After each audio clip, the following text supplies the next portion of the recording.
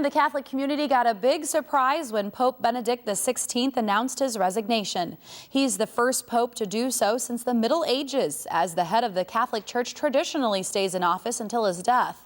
NCTV 17's Kevin Machak has local reaction.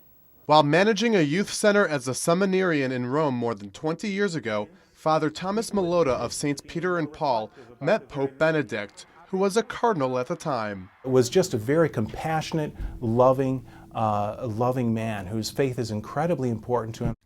Naperville resident Liz Mikulski has also met the Pope. She was one of 50 members of the Diocese of Joliet to see him in New York City during his 2008 visit to the U.S. The holy aura that he projected.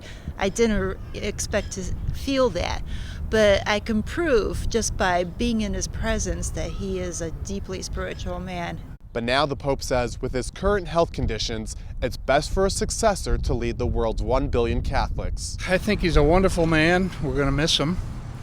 I think he's made the right decision if he feels his health isn't sufficient. Here is the Pope saying, you know, it's time to let someone else for the good of the Church to manage the affairs of the Church. And so I kind of admire that humility, and that also fits well into the Lenten theme.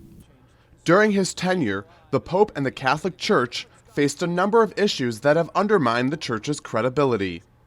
Keeping retention in the Catholic Church. And I think our biggest concern among our flock is the sexual abuse, how they handle it. I think they could do a much better job at it.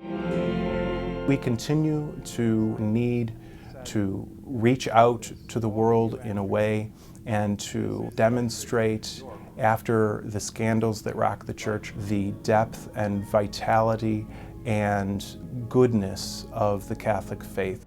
So who will be that next leader to move the Church forward once Pope Benedict leaves the Vatican? I think what we look for, hopefully, is someone who will carry on with the same wisdom and courage that he has shown.